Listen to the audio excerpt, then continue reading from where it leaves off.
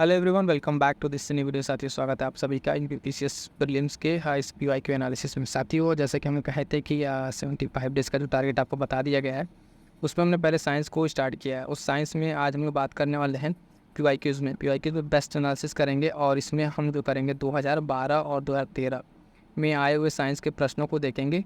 ठीक है, और ये सेशन आपको कैसा लगा और इस सीरीज़ आपको कैसी लगी, अपना सुझाव कमेंट करके ज़रूर बताइएगा। इसके साथ साथ हम आपको बताएंगे इसमें टेस्ट सीरीज़ का जो पीवाईक्यू है, इसमें देखेंगे किस तरीके से आप है ना पीवाईक्यू से प्रश्नों को बनाते हैं, कैसे कैसे प्रश्न आते हैं, है ना। तो इस तरीके से कंप्लीट एक एनालिसिस होगी साइंस की। ठीक है, और देखेंगे क्या क्या और प्रश्न बन सकते हैं, उसका कंप्लीट डिटेल एक्सप्लेनेशन के साथ देखेंगे। ठीक है, और इसका पीडीएफ जो है, पीडीएफ की अगर हम बात करें तो पीडीएफ आपको टेलीग्राम चैनल पर शेयर कर दिया है। जो लोग को चाहिए अपने टेलीग्राम ज्वाइन करके वहाँ से पीडीएफ प्राप्त कर सकते हैं। क्लियर है? चलिए सेशन को स्टार्ट करते हैं, देखते हैं आज के क्वेश्चन को।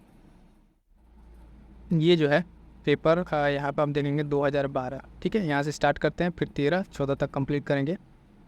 तो साइंस यहाँ से स्टार्ट हुआ है। यहाँ से पहला क्वेश्चन इसमें फिजिक्स का दिया हुआ है।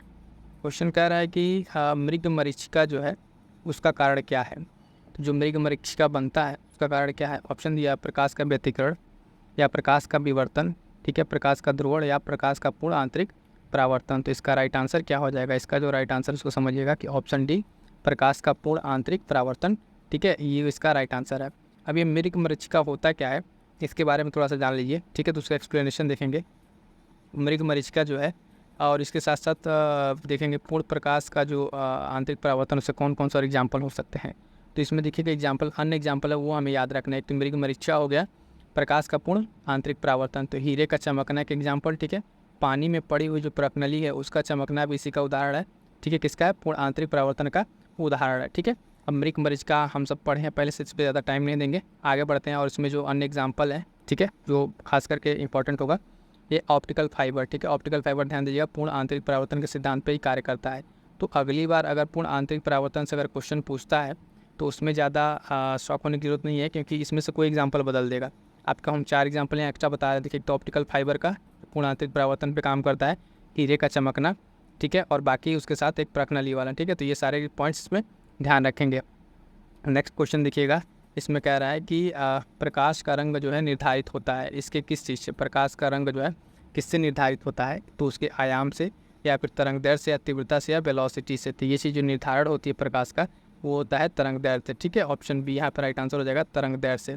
इसमें क्या है पीवाईक्यू के उसमें देखेंगे तो देखिएगा इसमें इसका एक्सप्लेनेशन थोड़ा सा, कि लॉर्ड रेले के अनुसार किसी रंग का निर्धारण उसकी तरंग दैर्घ्य पर निर्भर करता है।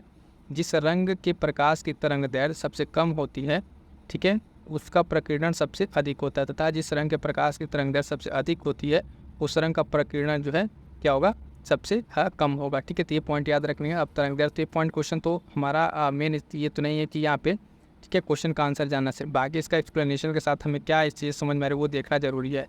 तो तरंग दैर्घ्य यहाँ पर राइट आंसर हो जाएगा। नेक्स्ट देखते हैं इसका, ठीक, इसमें ये चीज़ समझ लीजिएगा कि जिसका तरंग दैर्घ्य जो है वो कम होगा, ठीक है, अगर कम है तो उसका प्रकीर्णन ज़्यादा होगा, यानी तरंग दैर्घ्य कम, प्रकीर्णन ज़्यादा। अगर तरंग दैर्घ्य ज़्यादा है तो प्रकीर्णन कम होगा। अब ये आगे आपको अभी आप एग्जाम्पल में समझ में आएगा कि जो कलर आप देखेंगे इसका क्या कहते हैं, प्रकीर्णन जो लाल रंग और बैगनी रंग का। तो देखिए यही कारण है कि सूर्य के प्रकाश में बैगनी रंग जिसकी तरंग दैर्घ्य सबसे कम होती है। तो क्या बताया, अगर तरंग दैर्घ्य कम है, ठीक है, तरंग दैर्घ्य कम है, अगर माइनस मानते उसको, तो इसका क्या होगा? प्रकीर्णन सबसे ज़्यादा होगा। और लाल रंग तरंग दैर्घ्य उसके सबसे ज़्यादा है तो उसका प्रकीर्णन सबसे कम होता है। तो ये लॉजिकली यहाँ से ये 2-3 पॉइंट हमें ध्यान रखने हैं जो कि काफ़ी इंपॉर्टेंट है। ठीक है, कि किस तरीके से यहाँ पे चीज़ें रहेंगी, सिर्फ हमें वहाँ पे ये पॉइंट नहीं याद रखना। तरंग दैर्घ्य से जो इंपॉर्टेंट पॉइंट है 2-3 पॉइंट, ये पॉइंट हमें यहाँ पे ध्यान रखना है। इस तरीके से जब पीवाईक्यू को आप समझेंगे, उसके पॉइंट्स को निकाल के रखेंगे, तब यहाँ से फर्दर आपका जो नेक्स्ट पेपर होगा उसमें कई तरह के क्वेश्चन आपको देखने को मिलेंगे। एग्जैक्ट बहुत रेयर होगा कि जब अब इस टाइम पे कि वही सेम प्रश्न जो है वो दोबारा रिपीट करे। ठीक है, तो इस तरीके की चीज़ें होने की कम संभावना है। नेक्स्ट क्वेश्चन देखिएगा, कह रहा है कि पराश्रव्य ध्वनियाँ हैं, कौन सी ध्वनियाँ हैं? पराश्रव्य ध्वनियाँ हैं जिनकी आवृत्ति होती है, तो कितनी होती है? अगर आप देखें 20,000 हर्ट्ज से अधिक, ठीक है, 10,000 हर्ट्ज से कम, 1,000 हर्ट्ज के बराबर, या उपरोक्त में से कोई नहीं। इसका जो राइट आंसर है ऑप्शन ए है, 20,000 हर्ट्ज से अधिक। अब यहाँ पे देखिए ये तो हो गया। अब यहाँ पे इसके बारे में जो अन्य पॉइंट्स है उसको ध्यान देना हमें, कि पराश्रव्य ध्वनियाँ क्या हैं जो 20,000 हर्ट्ज से अधिक की हैं। क्या है 20,000 हर्ट्ज से अधिक की हैं? वो क्या है? पराश्रव्य ध्वनियाँ। इसका एक्सप्लेनेशन इंपॉर्टेंट है, ये चीज़ देखते हैं। इसमें क्या क्या है, एक्सप्लेनेशन ही मेन है, उसमें जो पॉइंट निकलेंगे फर्दर वहीं से क्वेश्चन आपको मिलेंगे। 20,000 जो आप देखेंगे हर्ट्ज से ऊपर की तरंगों को प्रश्रव्य तरंग कहा गया है। मनुष्य के कान इसे नहीं सुन सकते। तो पहला तो एग्जाम्पल होगा कि मनुष्य के कान कितने हर्ट्ज की आप देखेंगे तरंगों को नहीं सुन सकते, तो प्रश्रव्य तरंगों को मनुष्य के कान नहीं सुन सकते, ये क्वेश्चन ही बन सकता है। परंतु कुछ जानवर जैसे कुत्ता, बिल्ली, चमगादड़ आदि से सुन सकते हैं। तो अब एक से भी क्वेश्चन बन सकता है कि निम्नलिखित में से कौन सा ऐसा जानवर है या फिर जिस जो प्रश्रव्य की ध्वनि को सुन सकता है या नहीं सुन सकता। तो इन तीनों को एग्जाम्पल आप ध्यान रखेंगे कि चमगादड़, कुत्ता, बिल्ली एक और कोई अन्य नाम दे दे तो उसमें एक चीज़ को गलत आपको छांटना रहेगा। समझ में आ रहा है किस तरीके से चिपे वाइज को करना है। और इसके यहाँ PDF जो है टेलीग्राम पर हमने सेंड कर दिया इसका चीज़ अभी चैप्टर वाइज, ठीक है, चैप्टर वाइज कह लीजिए, उसको यहाँ पे सेंड कर दिया गया साइंस का। नेक्स्ट पॉइंट क्या है कि इन तरंगों को गाल्टन की सीटी के द्वारा वैद्युत दाब प्रभाव के द्वारा क्वार्ट्ज क्रिस्टल के कंपनों से उत्पन्न करते हैं। इन तरंगों की आवृत्ति बहुत ऊंची होने के कारण इसमें बहुत अधिक ऊर्जा होती है, साथ ही इनकी तरंग दैर्घ्य छोटी होती है, इसी कारण इन्हें एक पतले पुंज के रूप में दूर तक भेजा जा सकता है। ठीक है, तो ये सारे पॉइंट्स भी इसमें ध्यान रखने हैं। नेक्स्ट देखते हैं क्वेश्चन कि मिट्टी के घड़े में जो पानी है वो ठंडा क्यों रहता है। तो उसका कारण क्या है कि द्रवण, वाष्पीकरण, ऊर्ध्वपातन या इनमें से कोई नहीं। तो इसका कारण जो है क्या है, वाष्पीकरण है। वाष्पीकरण के कारण जो है मिट्टी के घड़े में जो है जल जो है ठंडा रहता है। इसी तरीके से जो हम लोग का पसीना होता है, पसीना जब सूखता है तो भी ठंडा महसूस होता है, तो भी वाष्पीकरण के कारण ही। ठीक है, के साथ साथ कूलर अगर है, जो कूलर चलता है उसका पानी जो छीटा पड़ता है ठंडा लगता है, वो भी इसी कारण से होता है। ठीक, तो ये पानी वाला इसमें ध्यान रखिएगा। इसके एक्सप्लेनेशन में आप देखेंगे तो द्रव की जो है खुली सतह से क्या है कि प्रत्येक ताप पर धीरे धीरे द्रव वाष्प में बदलना वाष्पीकरण कहलाता है। ठीक है, वाष्पीकरण कहलाता है। या अगर यहाँ पर आप देखें वाष्पीकरण के लिए द्रव को उष्मा की आवश्यकता होती है। किसका आवश्यकता है? उष्मा। यही उष्मा जो है पसीना जब बॉडी पर हो जाता है शरीर पर, तो वहाँ पसीना जब सूखता है तो शरीर से क्या करता है, उष्मा को लेता है, तो इस वजह से ठंडक महसूस होती है। ठीक, तो ये एग्जाम्पल इसमें नीचे एक्सप्लेन किया हुआ है कि आप देखेंगे जिससे शरीर में पसीना सूखता है तो ठंडक महसूस होती है, क्योंकि पसीना सूखते वाष्पीकरण के लिए उष्मा की आवश्यकता होती है, वही उष्मा शरीर से वो ले लेता है।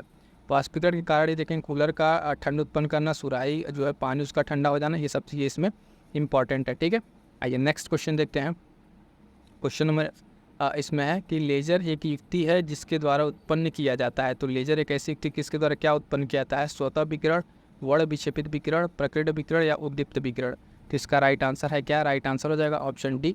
ठीक है, उद्दीप्त विकिरण। उद्दीप्त विकिरण जो है लेजर युक्ति के द्वारा उत्पन्न किया जाता है। अब इसके एक्सप्लेनेशन को देखेंगे, इसमें क्या क्या है। एक्सप्लेनेशन में है कि light amplification by stimulated emission of radiation, इसी का ये संक्षिप्त रूप है लेजर। ठीक है, जिसका अर्थ है कि विकिरण के उद्दीप्त उत्सर्जन से प्रकाश परिवर्धन अर्थात प्रकाश तरंगों पर आधारित लेजर एक ऐसी युक्ति है जिसमें विकिरण के प्रेरित जो है उत्सर्जन एक वर्णी प्रकाश को प्राप्त किया जाता है। कैसा? एक वर्णी प्रकाश को प्रकाश किया जाता है। इसकी तरंग जो आवृत्ति है वो देखेंगे लगभग समान होती है और विभिन्न तरंगों में इसको अलग अलग तरीके से यहाँ पे देखा जा सकता है। इसके बारे में 2 पॉइंट और जो है कि इसकी मूलभूत सिद्धांत जो है लेजर लाइट की सर्वप्रथम आप देखेंगे 1917 में खोज की आइंस्टीन द्वारा, लेकिन इसका जो वास्तव में इसका खोज अगर देखेंगे तो अमेरिकी के हेजेज अनुसंधान की प्रयोगशाला में थियोडोर H मैनन द्वारा की गई थी। 3 नाम थोड़ा सा ध्यान रखने वाला है, H मैनन। ठीक है, बाकी इसमें कुछ ज़्यादा इंपॉर्टेंट पॉइंट नहीं है। ठीक है, आइए नेक्स्ट क्वेश्चन देखते हैं। ये पूछा हुआ सारे PYQ क्वेश्चन कि लोलक घड़ियाँ जो है गर्मियों में सुस्त हो जाती हैं, क्यों सुस्त हो जाती हैं लोलक घड़ियाँ? तो गर्मियों के दिन लंबे होते हैं, कुंडली में घर्षण होता है, लोलक की लंबाई बढ़ जाती है, लोलक के भार में परिवर्तन हो जाता है। इसका राइट आंसर हो जाएगा ऑप्शन सी, कि क्योंकि जो लोलक की लंबाई है उसकी लंबाई बढ़ जाती है। ठीक है, बढ़ जाती है। एक्सप्लेनेशन देखेंगे, एक्सप्लेनेशन में क्या कह रहा है कि गर्मियों में लोलक की लंबाई जो बढ़ जाएगी तो उसका आवर्तकाल भी बढ़ जाएगा, अतः घड़ी सुस्त हो जाएगी। सर्दियों में लंबाई कम होने पर आवर्तकाल भी कम हो जाएगा और लोलक घड़ी तेज चलने लगेगी। तो ये कम और बेसी या सुस्त पड़ना ये चीज़, आई होप कि इससे एक्सप्लेनेशन आपको चीज़ें समझ में आ रही होंगी। ठीक है, नेक्स्ट क्वेश्चन देखेंगे। अब यहाँ से इसमें क्वेश्चन जो है केमिस्ट्री के आ गए हैं। साइंस केमिस्ट्री निम्नलिखित में से कौन सी हरित गैस नहीं है? हरित गैस नहीं है इसमें से, तो आप देखें कार्बन डाइऑक्साइड है, मीथेन है, नाइट्रस ऑक्साइड, ये भी है नाइट्रोजन। तो ऑप्शन डी नाइट्रोजन नहीं है। ठीक है, क्या है? नाइट्रोजन नहीं है इसमें। क्यों नहीं है? तो आप देखेंगे कार्बन डाइऑक्साइड, मीथेन और ये सब क्या है? ग्रीन हाउस गैसेज हैं। ग्रीन हाउस गैसेज क्या हैं? उसमें आप देखेंगे carbon dioxide, methane, nitrous oxide green house gas हैं, जबकि नाइट्रोजन ग्रीन हाउस गैस नहीं है। ग्रीन हाउस गैस आप जान ही रहे हैं कि इसका प्रभाव क्या है कि ये पृथ्वी पे जो उसके वायुमंडल में इकट्ठा होकर इसके तापमान में वृद्धि कर रही हैं। ठीक है, इसमें ज़्यादा कुछ बताने वाला नहीं है और वैश्विक तापन का इसका कारण बने। ठीक है, नेक्स्ट क्वेश्चन देखते हैं। नेक्स्ट क्वेश्चन है कि निम्नलिखित पदार्थों में से कौन से ओजोन वृद्धि कारक हैं। ठीक है, तो क्लोरोफ्लोरोकार्बन, ठीक है, हैलांस, कार्बन टेट्राक्लोराइड। ऑप्शन दिया केवल एक और दो, 2 3 और 1 2 3। ठीक है, 1 2 3, तो यहाँ पर राइट आंसर हो जाएगा इसका ऑप्शन डी, 1 2 3, यानी तीनों जो है क्लोरोफ्लोरोकार्बन, हैलांस, कार्बन टेट्राक्लोराइड, ये तीनों क्या है, ओजोन वृद्धि का कारण है। क्लियर है। आइए नेक्स्ट एक्सप्लेनेशन देखते हैं। क्वेश्चन में है कि क्लोरोफ्लोरोकार्बन हैलोजेंस के लिए, ठीक है, कार्बन टेट्राक्लोराइड ओजोन वृत्तीकरण के लिए उत्तरदायी हैं। मॉन्ट्रियल प्रोटोकॉल, ये ध्यान रखिएगा, मॉन्ट्रियल प्रोटोकॉल के अनुसार इन गैसों के उत्पादन पर रोक लगा दी गई है। 1985 में ब्रिटिश वैज्ञानिक द्वारा जो ध्रुवीय दक्षिणी ध्रुवीय पॉइंट था वहाँ पर ओजोन छिद्र का खोज किया गया था। ओजोन जो है सब तापमंडल में पाया जाता है। ओजोन का संरक्षण 16 सितंबर तक उसको मनाया जाता है। इसमें कौन कौन से पॉइंट्स इंपॉर्टेंट है देख लीजिएगा एक बार फिर से। देखिए यहाँ पे पहले तो ओजोन संरक्षण दिवस, ठीक है, 16 सितंबर। ओजोन कहाँ पाया जाता है, तो समतापमंडल में, है ना, और इसकी खोज जो है कहाँ पे होती है, दक्षिणी ध्रुव पे, ठीक, 1985 में। और मॉन्ट्रियल प्रोटोकॉल किससे रिलेटेड है, ओजोन से रिलेटेड है। तो 1 2 3 4 5 पॉइंट आपको यहाँ मिल जा रहे हैं, एक्सप्लेनेशन से 5 पॉइंट। ऐसे अगर क्वेश्चन आप देख रहे हैं तो सिर्फ आपको क्वेश्चन से क्वेश्चन समझ में आता है, क्वेश्चन का आंसर समझ में आता, बट यहाँ पर क्या है कि आपको पूरा इसके साथ कई सारे पॉइंट्स भी आपको यहाँ पे मिल जा रहे हैं। क्लियर है। नेक्स्ट क्वेश्चन देखते हैं। नेक्स्ट क्वेश्चन कह रहा है कि जब बर्फ़ पिघलती है तब क्या होता है, उसका आयतन बढ़ता है, घटता है, द्रव्यमान बढ़ता है या घटता है। तो इसका राइट आंसर क्या हो जाएगा, राइट आंसर है ऑप्शन बी, ठीक है, क्या कि आयतन घटता है। बर्फ़ पिघलती है तो आयतन घटता है। इसके साथ और क्या हमें चीज़ें ध्यान रखनी है, उसको देखना है कि देखिए बर्फ़ है, बिस्मथ है, पीतल है और टला हुआ लोहा, इन सब के गलने पर आयतन क्या होता है, कम होता है। ठीक है, तो इस तरीके से जब आप PYQ करते हैं तो सिर्फ आप एक क्वेश्चन के तरीके से ना कीजिए, सिर्फ एक क्वेश्चन नहीं करना है कि इसका आंसर मान लीजिए बी हो गया तो बी होगा, लेकिन एक्सप्लेनेशन जब आप देखते हैं, ठीक है, एक्सप्लेनेशन, तो यहाँ से आपको क्या चीज़ समझ में आती है, बहुत सारे यहाँ से अदर एग्जाम्पल भी समझ में आते हैं।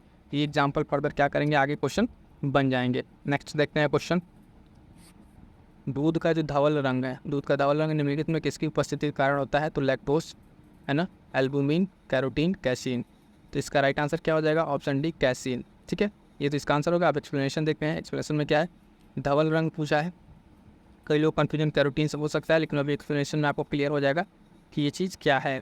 देखिए लैक्टोबैसिलस जो है बुलिडेरिस और स्ट्रेप्टोकोकस थर्मोफिलस नामक जीवाणु, ठीक है, वे दूध में पाए जाते हैं। वह दूध में पाए जाने वाली लैक्टोज शर्करा, क्या लैक्टोज शर्करा का किण्वन करके लैक्टिक अम्ल का निर्माण करते हैं। अब यहाँ से इंपॉर्टेंट देखिएगा पॉइंट जो आपका क्वेश्चन में, दूध में धवल रंग जो है कैसीन नामक प्रोटीन, कैसीन क्या है, यहाँ पे प्रोटीन है, कैसीन नामक प्रोटीन की उपस्थिति के कारण होता है। और दूध का जो हल्का पीलापन होता है वो कैरोटीन के कारण, क्या होता है, कैरोटीन के कारण। दूध का मिठास की अगर बात करें तो लैक्टोज के कारण। अब पूछते लोग PYQ इस प्रश्न कैसे बनेगा, इसका जो एक्सप्लेनेशन अगर आप देखेंगे, टॉपिक तो हमसे पूछ लिया था दूध के रंग के बारे में, तो धवल रंग इस क्वेश्चन का आंसर हो गया कैसीन। अब अगले में अगर पूछ लेता दूध का हल्का पीलापन तो कैरोटीन। ठीक है, नेक्स्ट मान सकते हैं दूध की मिठास किसकी वजह से, तो लैक्टोज की वजह से। तो ये सारे पॉइंट्स क्या हो रहे हैं आपके PYQ के एक्सप्लेनेशन से निकल के आ रहे हैं। तो इसी तरीके से जो हमने आपको PDF दिया है, यहाँ से आप क्लास कर ले रहे हैं, PDF से देख के अपना जो भी इस पर से आपको नो है उसका नोट्स जरूर बना लीजिएगा। ठीक है, तो इस तरीके से आप तैयार कर लेंगे तो PYQ से जो भी क्वेश्चन बनेंगे वो आपके गलत नहीं होंगे। ये क्वेश्चन रिपीटेड अभी आपको फिर आगे देखने को मिलेगा। ये देखिए लाइकेंस जो सबसे अच्छा सूचक क्या है, ये कई बार तो पूछा हुआ, अभी आपको एज इट इज़ ये मिल जाएगा क्वेश्चन। वायु प्रदूषक, जल प्रदूषक, मृदा प्रदूषण या ध्वनि प्रदूषक। इसका राइट आंसर क्या हो जाएगा, राइट आंसर हो जाएगा ऑप्शन ए, वायु प्रदूषक। ठीक है, लाइकेन क्या है, वायु प्रदूषक का सबसे अच्छे सूचक है। ठीक है, इसके बारे में क्या क्या इंपॉर्टेंट है, लाइकेन जो है थैलोफ्राइटा प्रकार की वनस्पति है जो कवक तथा शैवाल से मिलकर बनती है। लाइकेन किससे बनती है, कवक तथा शैवाल से। इसमें इंपॉर्टेंट क्या है कि इसमें कवक तथा शैवालों का परस्पर सहजीवी जैसा होता है, यानी परस्पर सहजीवी की तरह काम करता है। कवक जो है वायुमंडल से खनिज, लवण, विटामिन आदि शैवाल को देता है और शैवाल प्रकाश संश्लेषण क्रिया द्वारा कार्बोहाइड्रेट का निर्माण करता है। ठीक, उसके बाद से कवक तथा शैवाल के बीच इस तरह के सहजीवी संबंध को हेलोरिज्म कहते हैं। क्या कहते हैं, हेलोरिज्म। ये पॉइंट याद रखिएगा, कवक तथा उसके बीच के उसको क्या कहते हैं, हेलोरिज्म कहते हैं। लाइकेन शब्द का जो सर्वप्रथम उपयोग है ये थियोफ्रास्ट ने किया था। ठीक, लाइकेन वायु के प्रदूषक के रूप में जानते हैं, प्रदूषक के जो संकेतक उसके रूप में जाने जाते हैं। और जहाँ वायु प्रदूषक अधिक होता है वहाँ पे लाइकेन नहीं उगते हैं, ठीक है। तो इस तरीके से पता चल जाता है अगर यहाँ लाइकेन नहीं है तो क्या है, यहाँ पे आपको प्रदूषण ज़्यादा मिलेगा। पेड़ों की छालों पर उगने वाले लाइकेन को पोर्टिकोल्स तथा खाली चट्टानों पर उगने वाले लाइकेन को एक्सिकोल्स कहते हैं। तो ये 2 पॉइंट क्या याद रखना है, पोर्टिकोल्स और एक्सिकोल्स, ठीक है। ये जो खाली चट्टान पर उग रहे हैं और पेड़ों पे छाल पर उग रहे हैं, क्लियर है। चलिए नेक्स्ट देखते हैं। नेक्स्ट क्वेश्चन है कि पर्णहरित जो क्लोरोफिल है निम्नलिखित में से कौन सा तत्व पाया जाता है। तो लोहा, कॉपर, मैग्नीशियम या मैग्नीज, ठीक है। तो इसका राइट क्या आंसर हो जाएगा, मैग्नीशियम। इंपॉर्टेंट है मैग्नीशियम। क्लोरोफिल में क्या पाया जाता है, मैग्नीशियम पाया जाता है। इसके इंपॉर्टेंट में क्या क्या देखेंगे, इंपॉर्टेंट क्या है कि ये एक हरित लवक है। क्या है, हरित लवक है जो पादप कोशिकाओं में पाया जाता है। प्रकाश संश्लेषण की क्रिया के लिए इसकी बहुत आवश्यकता होती है, ठीक है। और इसके बाद इसमें एक पॉइंट क्या इंपॉर्टेंट था, हाँ पर इसमें 4 पाइरोल रिंग का बना चपटा और फारिन हेड है, ठीक है, जो केंद्र में मैग्नीशियम का एक परमाणु के रिंग के साथ जुड़ा हुआ होता है, ठीक है। बाकी ये सूत्र है, इसमें उतना ध्यान नहीं देना है, ठीक है। बस क्या दिखेगा, क्लोरोफिल बी, ठीक है। क्लोरोफिल बी इसके टाइप्स भी होता है, क्लोरोफिल बी यहाँ पे दिया हुआ है। और ये क्या है, किस में पाया जाता है, प्रकाश संश्लेषण की क्रिया के लिए इंपॉर्टेंट होता है, ठीक है। ये 2-3 पॉइंट यहाँ पे ध्यान रखना है। नेक्स्ट देखेंगे, ये मिलान करने वाला है वायु प्रदूषक दिया हुआ, उसे प्रभावित अंग कौन कौन से प्रभावित अंग होंगे। एस्बेस्टास अगर देखेंगे तो धूल, ठीक है। तो इससे क्या होता है, अगर आप देखेंगे सीधे सीधे से क्या होता है, फेफड़ा प्रभावित होगा। तीसरा ठीक, लेड, शीशा, शीशा से आप देखेंगे मस्तिष्क, है ना। पारा से आप देखेंगे उदर रोग, ठीक है, उदर रोग सेकंड।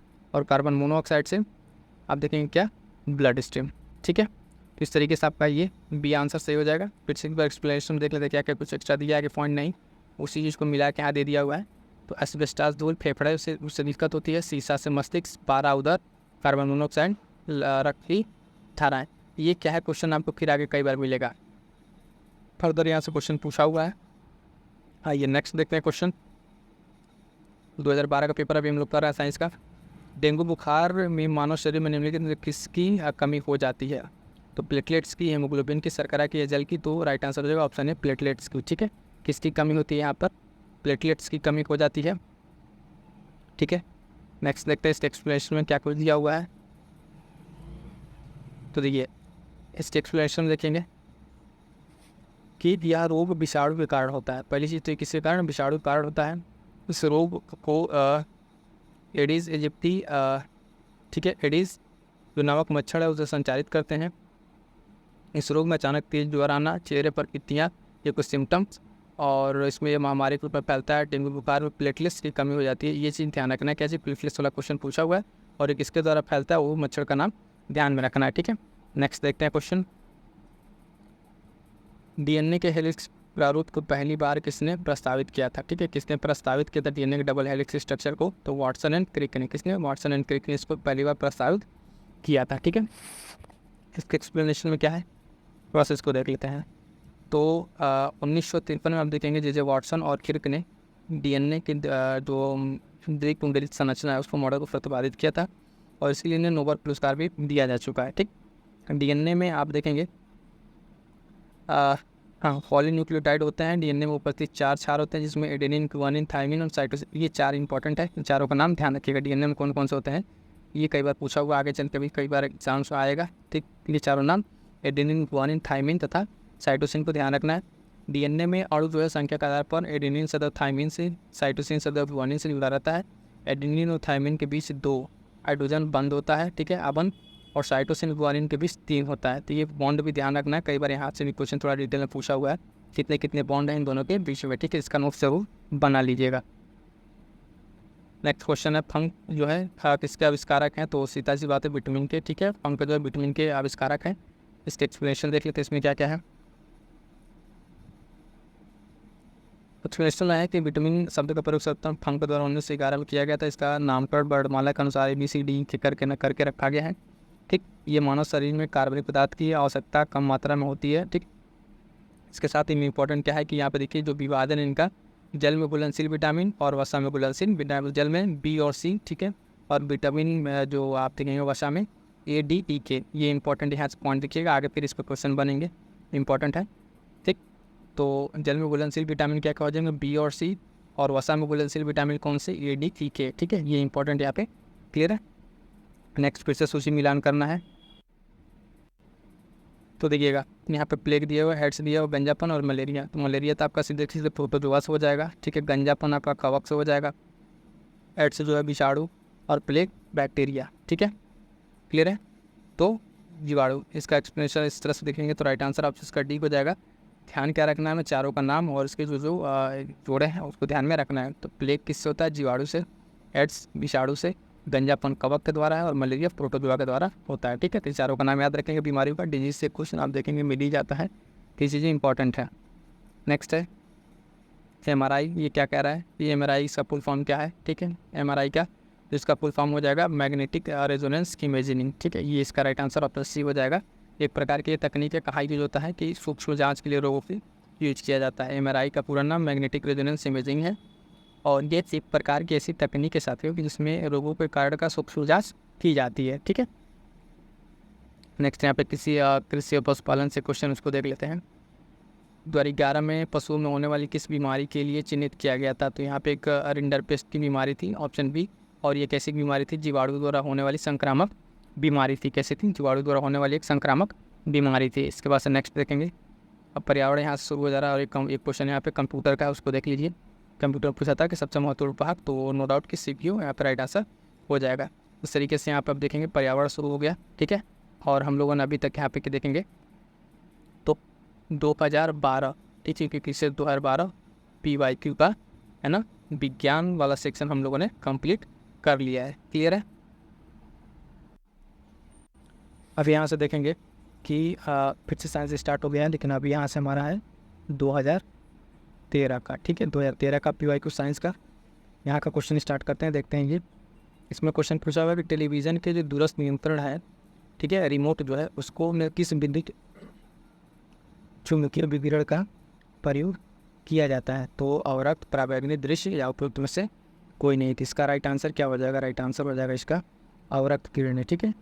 तो इसकी एक्सप्लेनेशन को देखते हैं। इसमें क्या है, दूरस्थ नियंत्रण जो है बगैर तार के कुछ दूरी पर इलेक्ट्रॉनिक की युक्ति होती है, जैसे टीवी को है ना रिमोट से क्या करना, नियंत्रित करना, जिससे प्रायः अवरक्त किरणों का उपयोग किया जाता है। किसका, अवरक्त किरणों का उपयोग किया जाता है। आप देख पा रहे हैं यहाँ पे कि PCS प्री 2013 का ये पेपर है GS का, ठीक। अगला क्वेश्चन है कि पीने के पानी को शुद्ध करने के लिए निम्नलिखित में किस गैसों का प्रयोग में लाया जाता है। तो उसको भी देखते हैं क्वेश्चन। तो एक दिया हुआ है यहाँ पे sulphur dioxide, chlorine, carbon dioxide. इसका राइट आंसर क्या हो जाएगा, राइट आंसर हो जाएगा ऑप्शन जो है बी, क्लोरीन, ठीक। एक्सप्लेनेशन देखिएगा इसका कि कह रहा है कि इसमें क्या, पानी को शुद्ध करने के लिए क्लोरीन गैस या ब्लीचिंग पाउडर प्रयुक्त की जाती है, ठीक है, जिसे क्लोरोनीकरण कहते हैं। अब यहाँ पे क्या है, एक चीज़ जो समझने वाली है, आपसे तो यहाँ क्लोरीन दे के पूछ लिया है, लेकिन अगली बार अगर ब्लीचिंग पाउडर के उसमें नाम दे देते हो तो फिर यहाँ पे ध्यान दीजिए, क्वेश्चन मार्क लगाइएगा और नोट्स जरूर बनाइएगा। ब्लीचिंग पाउडर भी इसमें यूज किया जाता है, यहाँ से भी क्वेश्चन बन सकता है। नेक्स्ट है कि यूरो का जो सेकंड मानक था उसको पूरा करने के लिए उसमें अति सल्फर मिलाया था, अति में क्या थोड़ा सा सल्फर मिलाया था डीजल में, तो उसमें सल्फर की मात्रा क्या होनी चाहिए थी। तो उसका जो राइट आंसर है कि ऑप्शन है 0.05। कई बार देखिएगा जो इस तरीके से परसेंटेज वाला डेटा जो दिया रहता है उसमें क्या होता है कि अगर आपको कुछ भी नहीं आ रहा है तो जो सबसे आई थिंक जो कम वाला रहता है तो मोस्ट ऑफ द चांस वो सही होता है।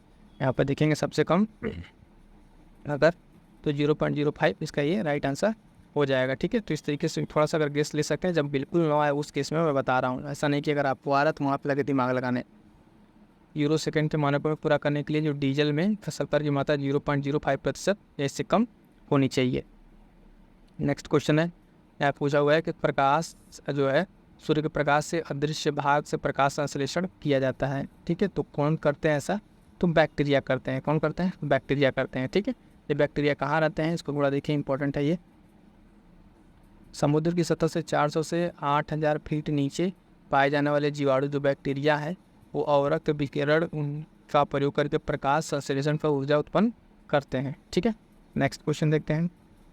नेक्स्ट क्वेश्चन क्या है कि एक दंत चिकित्सक जो है दंत द्वारा जो रोगी के दांतों की जांच के लिए प्रयुक्त दर्पण कौन सा करता है। तो अवतल, समतल, उत्तल या बेलनाकार। तो इसका राइट आंसर क्या हो जाएगा, अवतल, ठीक है। ऑप्शन ए, अवतल दर्पण का प्रयोग करता है दंत चिकित्सक, ठीक है। दंत चिकित्सक द्वारा रोगी के दांतों की जांच करने के लिए अवतल दर्पण का प्रयोग किया जाता है। ठीक है, अवतल दर्पण जो है और अवतल लेंस, यहाँ दर्पण था, अभी क्या है लेंस का प्रयोग निकट दृष्टि दोष के निवारण के लिए किया जाता है। यहाँ पे ये इंपॉर्टेंट पॉइंट है, एक्स्ट्रा नोट कर लीजिएगा। अवतल का प्रयोग किस, अवतल लेंस का प्रयोग निकट दृष्टि के लिए किया जाता है। ठीक है, अगला है कि प्रोटीन की प्रचुरता, अगर आप देखेंगे प्रोटीन की प्रचुरता वाले खाद्य पदार्थों में ऐसी अमीनो एसिड जो टायरोसिन है, ठीक है, इसके बारे में कौन सा कथन सही नहीं है। तो टायरोसिन के बारे में देख लेते हैं।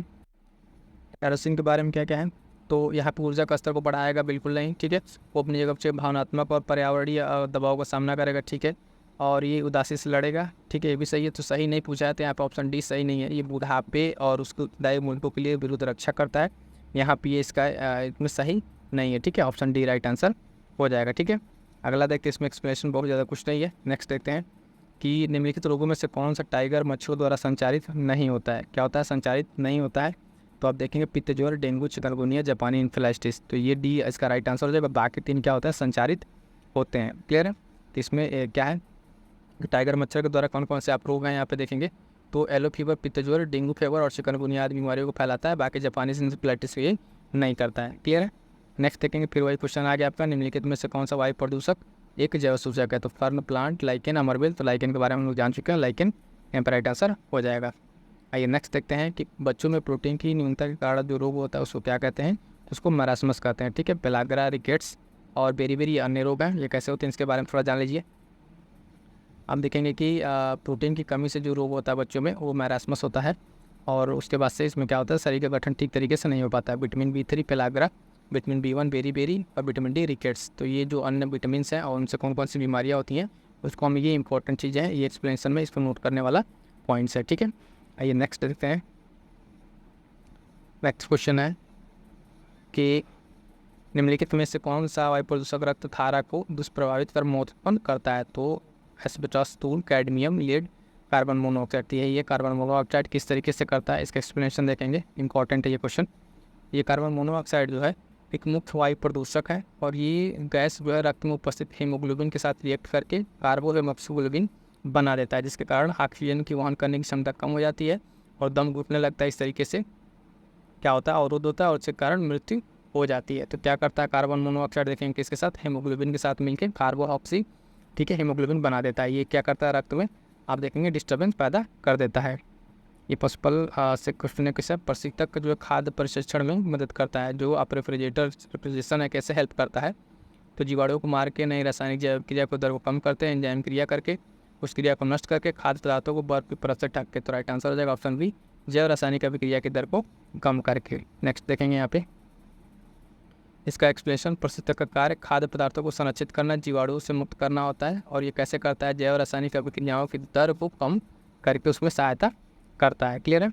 नेक्स्ट देखेंगे, ये लास्ट क्वेश्चन है कि यूरो कार्बन उत्सर्जन नियम के अनुसार जो मानक हैं उसमें कौन कौन सी गैसें का उल्लेख किया गया है। तो आप देखेंगे यहाँ पर carbon monoxide, hydrocarbon, nitrogen oxide या उपयुक्त सभी। उत्तर राइट आंसर हो जाएगा ऑप्शन डी, उपयुक्त सभी। क्लियर है, उपयुक्त सभी का जो है यहाँ पे आप देखेंगे यहाँ पे मेंशन किया हुआ है। तो यहाँ तक अगर आप देखेंगे तो आपका 2013 का भी साइंस का कंप्लीट हो गया है। ठीक है, चीज़ें आपको पूरी चीज़ समझ में आ गई होंगी। आपको ये सीज़न कैसा लगा कमेंट करके जरूर बता दीजिएगा और टेलीग्राम ज्वाइन जरूर कर लीजिएगा। मिलते हैं किसी नेक्स्ट वीडियो में, तब तक के लिए थैंक यू सो मच।